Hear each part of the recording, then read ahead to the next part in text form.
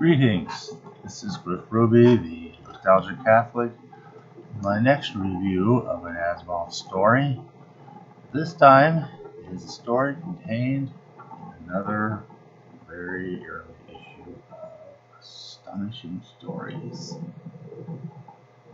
And again, the cover picture does not belong to his, because this is Space Bees by Clifford Seaman. He was pretty well established, so it's great to have a story of his in the magazine. But down at the bottom here, it's these other Vincent, Asmal, and Comer Jr. So at least we know there's a story by Isaac Asimov in this issue of the magazine. And this story has a rather interesting distinction to it. It is the only surviving science fiction story of his written even before Marooned off Venice. That was his third story. This is his second. The first, Cosmic Corkscrew Being Lost. This is the oldest of his science fiction stories to remain. It is also, from what I've seen, the most visibly pulpish of all of them. I mean, even Marooned off Vesta is a significant improvement. So let's see here. You can see it's mentioned on the table of contents there. The Callistan Menace by Isaac Asmal, and I'll just read the squib here myself. What was on Callisto deadly enough to make 7 well-armed, well-equipped space expeditions disappear? Like indeed. Apparently, one thing we didn't seem to think of in a science fiction story, to think of not real space travel, was why not have people communicate what's going on? You know? I mean, at least a radio. I mean, okay, I understand they didn't have visual communication much yet, television being practically a laboratory curiosity at most, but they could have at least had radio to be able to tell what's going on. Oh, we're meeting up with this, we're meeting up with that, whatever. Now, we have a nice picture. This we don't get in reprints of the book. If that gets reprinted, it's the first story contained here in the early Asimov, for the simple reason that it is the earliest surviving story, and those stories, that book organizes them in the order that they were originally written, as distinct from the order I'm doing here, in which they were published as much as possible. So we have some artwork here. Now there's 2 parts to this. See the spaceman standing at the shore. Looks like he's trying to zap something with his ray gun of some sort. And on the other side, you get more of a glimpse of this kind of a alien landscape. Well, it's actually a lake. All these slug-like creatures with a single spike coming out of the front, crawling out of it. And, oh, look at that. You got plants. You got a little comet out there. A real spacey picture. So that's the only picture associated with this story, sad to say. It does have a squid, the Callistan Menace by Isaac Asmal. What was on Callisto, the tiny moon of vast Jupiter that was deadly enough to make 7 well-armed, well-equipped space expeditions disappear? And could the 8th expedition succeed where those others had failed? I guess it better succeed, or we won't get to hear the result of their adventure either. Of course it succeeds. Now, some of this just sounds so wonderfully pulpish. Let's see here. Let's see. For example, some of the character names. Here's a paragraph that appears fairly early. The text is pretty faithful. I've only found one small discrepancy where this had something mistaken, and they kind of smoothed it over a little bit in the printed version, subsequent printings. But other than that, the text seems to be identical. Okay, the paragraph further says, there were tiny beads of perspiration on his forehead, and he swabbed at them with the back of his hand. Very important detail, right? He was a young fellow, scarcely 30, and you could see in his eyes that he was nervous and even a little frightened. Now that's kind of interesting. We just had one in the other story, a story or 2 ago, where the young Jefferson Scallon was a middle-aged 30, first flush of youth already past, confirmed bachelor. And now all of a sudden, this is a young guy at 30. Interesting. Well, I guess the other crew members are older, okay, including the famous Mac Steeden. Okay, who, gray mustachioed veteran with a mustache hanging down. He likes to twirl them and suck on them and stuff. Okay, whatever. Who in his youth had sailed with the great Pee Wee Wilson. Can you imagine a famous astronaut being named Pee Wee Wilson? And the name Pee Wee is given to him because of his frame. He's kind of short, skinny, he's a small guy, which actually has a fair amount of significance as the story goes by. There's a lot of foreshadowing. Let's see here. But this is probably the best example of what I call just most dime thriller pulp reading. Let's see here. We were all brave enough in the ordinary course of events. The 8 of us on the series had faced the purple electronics and the stabbing disintros of pirates and rebels and the alien environments of half a dozen worlds. But it takes more than run-of-the-mill bravery to face the unknown, to face Callisto, the mystery world of the solar system. Yeah, okay. So, we are next kind of introduced to a Martian Jabra water. Sometimes he has his characters drinking Jabra water.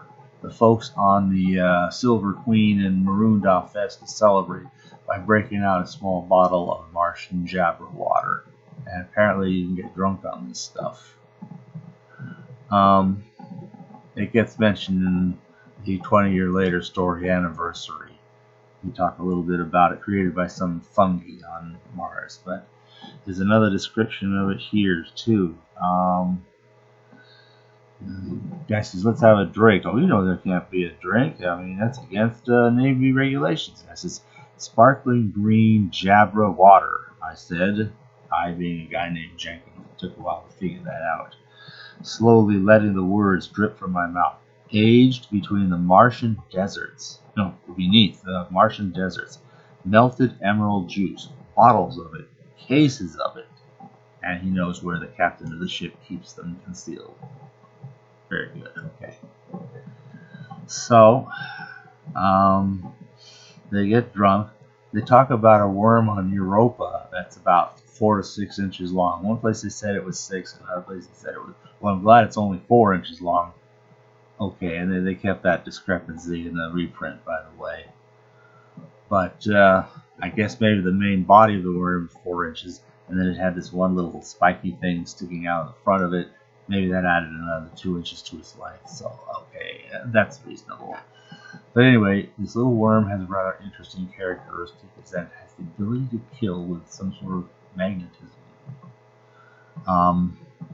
This little worm here, only a few inches long, can kill a caterpillar from across the room. The caterpillar will just curl up and die. But it won't be able to kill a normal, average-sized frog. It just can't do it. Unless the frog is surrounded by some sort of a piece of iron or something that attracts the magnetism and somehow allows the magnetism to be focused on the frog, and then the frog will die just like the caterpillar. So apparently that's helping. Another rather obvious piece of foreshadowing here. So they're going on this. Now there's another interesting thing. Let's go back to this Pee Wee Wilson guy. Pee Wee Wilson's a small state. Well, they found another stowaway, a fellow named Stanley, named for Isaac's younger brother, Stanley, I guess. So to him, Stanley's a kid. You think of kid, you think of your little brother, who's of course a kid. So there are other occasions that I think that he actually used the names of people he knew in his story. This is one I know specifically of. One other we'll get to it in several stories down the pike here. So, anyway, turns out Stanley is about like a 13-year-old kid, and guess what? Two interesting coincidences. Pee Wee Wilson's spacesuit. Old Max Steeden carries around the old rubberized spacesuit of Pee Wee Wilson before he, along with everybody else, switched to the new steel spacesuits. Yeah. In these ships that had steel hull, but not this one. Luckily, this one had a hull made of an alloy of tungsten and beryllium. No steel. No ability to focus a magnetic field, you see. But the spacesuits that everybody had were still steel, except for this antique spacesuit that Pee Wee Wilson had bequeathed to Max Steeden before he got his own steel spacesuit. And then, turns out of the 7 expeditions to go to Callisto, he was the second, or on the second, I don't know, leading it, I'm not sure. And he was among all those who died there. Never reported back, so nobody knows what happened to him. So, because he didn't have the rubberized spacesuit, I guess, when he went, but he would probably have been in a steel spaceship anyway, so it might not have made a difference anyway. But Max Steeden just kept this thing around with him, had it with him in storage everywhere he went for good luck. Well, I guess so. It was good luck once again, because it turns out he's one of 2 people that, well, we're getting ahead of ourselves. The young boy, Stanley, it so happens, has about the same stature as Pee Wee Wilson had. So they're able to take this old spacesuit. They spent some days refurbishing it because it's kind of old and disintegrated and so forth and falling apart. But they kind of put it all back together again just to mostly have something to do. And then they land there. They go out, and they actually land just a short distance from Pee Wee Wilson's expedition. There's this spaceship just out there next to this lake. And they try to climb around, they look at a porthole here and there. Finally, they see there's a dead body in there, and later on they find some spacesuited figure face down in the muck at the shore of this lake.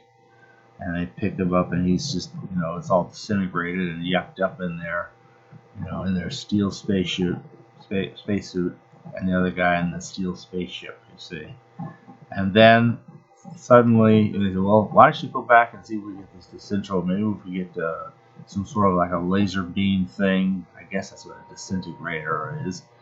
If you use it at low power, maybe you can just kind of make a hole in the side of the ship so you can get in and see if there's any other clues. Okay, so why don't you go back to the main ship, about 500 yards away, and see if you can get that brought out.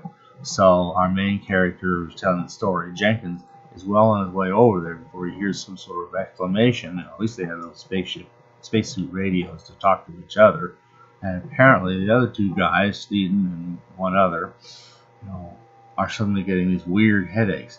These things are crawling up out of the lake, and they're using this magnetic field, whatever, to start trying to destroy them. And the steel iron spacesuits are, really proving to be just the perfect focus for this thing. And our main character, Jenkins, is also starting to get his head hurt, but he's almost all the way back to the spaceship, and with supreme effort he makes it in there. They pull the spacesuit off of him. I don't know why they thought of that, but good thing they did. And suddenly he's okay. But Steeden and the other guy are still out there, and they're dying. What can they do? They consider the alternatives. What can they do but watch them just die from here in the spaceship? Now it's really, which thankfully is tungsten and beryllium, so they'll be okay in the spaceship. They're not wearing the steel spacesuits. And then Stanley steps up and says, hey, wait a minute, I've got this old rubberized thing that's not steel, the one that used to belong to Pee Wee Wilson. When they put that on him, he goes out there. See, not a problem. So he picks up Steeden, he comes back, he picks up the other guy, he comes back, and he kind of has some trouble getting back. Turned out his spacesuit depressurized towards the end, and he's just running on sheer fumes, barely getting back to the ship. He gets the 2 guys rescued, and then they can presumably take off and get out of there and live and tell the story and see another adventure. So there's your story. That's the whole in a nutshell. Again, there's another one. We inspected our pocket electronics. Starting with the L. Electronics. Not electronics, just electronics. The only other time I've ever seen anything like that was when I saw a shaving cologne called Electric Shave. I guess the idea is it's supposed to be ideal for people who use an electric shaver. I wonder if anybody but me even remembers that stuff. Okay, so kind of weird, kind of silly. But at any rate,